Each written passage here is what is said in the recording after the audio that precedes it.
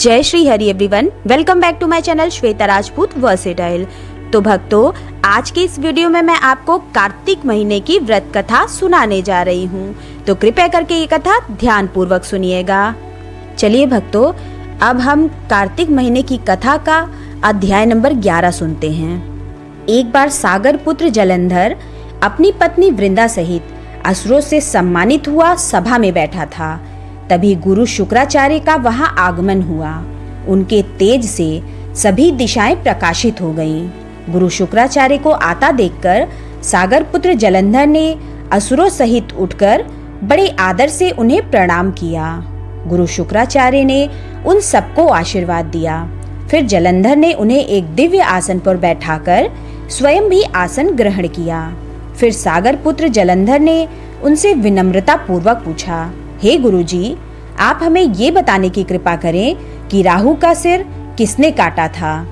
इस पर दैत्य गुरु शुक्राचार्य ने विरोचन पुत्र हिरण्यकश्यपु और उसके धर्मात्मा पौत्र का परिचय देकर देवताओं और असुरों द्वारा समुद्र मंथन की कथा संक्षेप में सुनाते हुए बताया कि जब समुद्र से अमृत निकला तो उस समय देव रूप बनाकर राहु भी पीने बैठ गया। इस पर इंद्र के पक्षपाती भगवान विष्णु ने राहु का सिर काट डाला। अपने गुरु के मुख से इस प्रकार के वचन सुनकर जलंधर के क्रोध की सीमा न रही। उसके नेत्र लाल हो गए। फिर उसने अपने धस्मर नामक दूत को बुलाया और उसे शुक्राचार्य द्वारा सुनाया गया वृत्तांत सुनाया।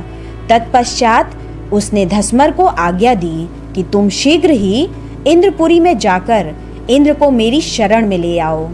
धस्मर जलंधर का बहुत आज्ञाकारी एवं निपुण दूत था। वो जल्द ही इंद्र की सुधर्मा नामक सभा में जा पहुंचा और जलंधर के शब्दों में इंद्र से बोला, हे देवता धाम, तुमने समुद्र का मंथन क्यों किया और मेरे पिता के समस्त रत्नों को क्यों ले लिया? ऐसा करके तुमने अच्छा नहीं किया। यदि तू अपना भला चाहता है तो उन सब रत्नों एवं देवताओं सहित मेरी शरण में आ जा, अन्यथा मैं तेरे राज्य का ध्वंस कर दूंगा। इसमें कुछ भी मिथ्या नहीं है। इंद्र बहुत विस्मित हुआ और कहने लगा, पहले मेरे भय से सागर ने सब पर्वतों को अपनी कुक्षी में क्यों स्थान दिया और उसने मेरे शत्रु दैत्यों की क्यों रक्षा की? इसी कारण मैंने उनके सब रत्न हरण किए हैं। मेरा द्रोही सुखी नहीं रह सकता, इसमें संदेह नहीं। इंद्र की ऐसी बात सुनकर वो दूत शीघ्र ही जलंधर के पास आया और सब बातें कह सुनाई। उसे सुनते ही वो दैत्य मारे क्रोध के अपने ओष्ठ फड़फड़ाने लगा और देवताओं पर विजय प्राप्त करने के लिए उसने उद्योग आरंभ किया। फिर तो सब दिशाओं पाताल से करोड़ों करोड़ों दैत्य उसके पास आने लगे। शुंभ निशुंभ आदि करोड़ों सेनापतियों के साथ जलंधर इंद्र से युद्ध करने लगा। शीघ्र ही इंद्र के नंदन वन में उसने अपनी सेना उतार दी। वीरों की शंख ध्वनि और गर्जना से इंद्रपुरी गूंज उठी। अमरावती छोड़ देवता उससे युद्ध करने लगे। भयानक मारकाट हुई। असुरों के गुरु आचार्य शुक्राचार्य अपनी मृत संजीवनी विद्या से और देवगुरु बृहस्पति द्रोणागिरी से औषधि लाकर जिलाते रहे। इस पर जलंधर ने क्रुद्ध होकर कहा कि मेरे हाथ से मरे हुए देवता जी कैसे जाते हैं? जिलाने वाली विद्या तो आपके पास है। इस पर शुक्राचार्य ने देवगुरु द्वारा द्रोणाचार्य से औषधि लाकर देवताओं को जिलाने की बात कह दी। ये सुनकर जलंधर और भी कुपित हो गया और शुक्राचार्य जी ने कहा, यदि शक्ति हो तो द्रोणागिरी को उखाड़कर समुद्र में फेंक दो, तब मेरे कथन की सत्यता प्रमाणित हो जाएगी। इस पर जलंधर कुपित होकर जल्द ही द्रोणागिरी पर्वत के पास पहुंचा और अपनी भुजाओं से पकड़कर द्रोणागिरी पर्वत को उखाड़कर समुद्र में फेंक दिया। ये तो भगवान शंकर का तेज था। उसमें जलंधर की कोई विचित्रता नहीं थी। तत्पश्चात ये सागर पुत्र युद्ध भूमि में आकर बड़े तीव्र गति से देवताओं का संहार करने लगा। जब द्रोणाचार्य जी औषधि लेने गए तो द्रोणाचल को उखड़ा हुआ शून्य पाया। वो भयभीत होकर देवता के पास आए और कहा कि युद्ध बंद कर दो, जलंधर को अब नहीं जीत सकोगे। पहले इंद्र ने शिवजी का अपमान किया था। ये सुन देवता युद्ध में जय की आशा त्याग कर इधर उधर भाग गए। सिंधु सुत निर्भय हो अमरावती में घुस गया। इंद्र आदि सब देवताओं ने गुफाओं में शरण ली। तो बोलिए जय श्री हरि। आइए भक्तों, अब हम कार्तिक माह के कथा का अध्याय नंबर 12 सुनते हैं। नारद जी ने कहा, तब इंद्रादिक देवता वहां से भय कंपित होकर भागते भागते वैकुंठ में विष्णु जी के पास पहुंचे। देवताओं ने अपनी रक्षा के लिए उनकी स्तुति की। देवताओं की उस दीन वाणी को सुनकर करुणा सागर भगवान विष्णु ने उनसे कहा कि हे देवताओं, तुम भय को त्याग दो, मैं युद्ध में शीघ्र ही जलंधर को देखूंगा। ऐसा कहते ही भगवान गरुड़ पर जा बैठे। तब समुद्र तनया लक्ष्मी जी ने कहा कि हे नाथ, यदि मैं सर्वदा आपकी प्रिया और भक्ता हूँ तो मेरा भाई आप द्वारा युद्ध में नहीं मारा जाना चाहिए। इस पर विष्णु जी ने कहा, अच्छा, यदि तुम्हारी ऐसी ही प्रीति है तो मैं उसे अपने हाथों से नहीं मारूंगा, परंतु युद्ध में अवश्य जाऊंगा, क्योंकि देवताओं ने मेरी बड़ी स्तुति की है। ऐसा कह भगवान विष्णु युद्ध के उस स्थान में जा पहुंचे जहां जलंधर विद्यमान था। जलंधर और विष्णु का घोर युद्ध हुआ। विष्णु के तेज से कंपित देवता सिंहनाद करने लगे। फिर तो अरुण के अनुज गरुड़ के पंखों की प्रबल वायु से पीड़ित हो दैत्य इस प्रकार घूमने लगे जैसे आंधी से बादल आकाश में घूमते हैं। तब अपने वीर दैत्यों को पीड़ित होते देखकर जलंधर ने क्रुद्ध हो विष्णु जी को उद्धत वचन कहकर उन पर कठोर आक्रमण कर दिया। तो बोलिए जय श्री हरि। आइए भक्तों, अब कार्तिक महीने की कथा का अध्याय नंबर 13 सुनते हैं। कार्तिक कथा को सुनो, सभी सहज मन लाए, 13वां अध्याय लिखूं, श्री प्रभु शरण में आए। दोनों ओर से गदाओं, बाणों और शूलों आदि का भीषण प्रहार हुआ। दैत्यों के तीक्ष्ण प्रहारों से व्याकुल देवता इधर उधर भागने लगे। तब देवताओं को इस प्रकार भयभीत हुआ देख गरुड़ पर चढ़े भगवान युद्ध में आगे बढ़े और उन्होंने अपना सारंग नामक धनुष उठाकर बड़े जोर का टंकार किया। त्रिलोकी शाब्दिक हो गई। पल मात्र में भगवान ने हजारों दैत्यों के सिरों को काट गिराया। फिर तो विष्णु और जलंधर का महासंग्राम हुआ। बाणों से आकाश भर गया। लोग आश्चर्य करने लगे। भगवान विष्णु ने बाणों के वेग से उस दैत्य की ध्वजा, छत्र और धनुष बाण काट डाले। इससे व्यथित हो उसने अपनी गदा उठाकर गरुड़ के मस्तक पर दे मारी। साथ ही क्रोध से उस दैत्य ने विष्णु जी की छाती में भी एक तीक्ष्ण बाण मारा। इसके उत्तर में विष्णु जी ने उसकी गदा काट दी और अपने सारंग धनुष पर बाण चढ़ाकर उसको बींधना आरंभ किया। इस पर जलंधर इन पर अपने पैने बाण बरसाने लगा। उसने विष्णु जी को कई पैने बाण मारकर वैष्णव धनुष को काट दिया। धनुष कट जाने पर भगवान ने गदा ग्रहण कर ली और शीघ्र ही जलंधर को खींचकर मारी, परंतु उस अग्निवत अमोघ गदा की मार से भी वो दैत्य कुछ भी चलायमान न हुआ। उसने एक अग्निमुख त्रिशूल उठाकर विष्णु पर छोड़ दिया। विष्णु जी ने शिव के चरणों का स्मरण कर नंदन नामक त्रिशूल से उसके त्रिशूल को छेद दिया। जलंधर ने झटपट विष्णु जी की छाती पर एक जोर का मुष्टिक मारा।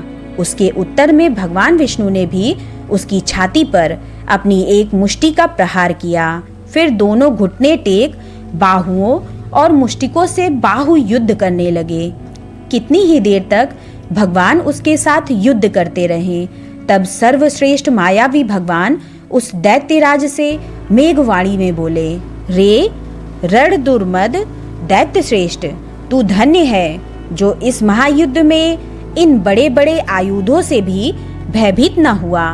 तेरे इस युद्ध से मैं प्रसन्न हूँ, तू जो चाहे वर मांग। मायावी विष्णु की ऐसी वाणी सुनकर जलंधर ने कहा, हे भावुक, यदि आप मुझ पर प्रसन्न हैं तो ये वर दीजिए कि आप मेरी बहन तथा अपने सारे कुटुंबियों सहित मेरे घर पर निवास करें।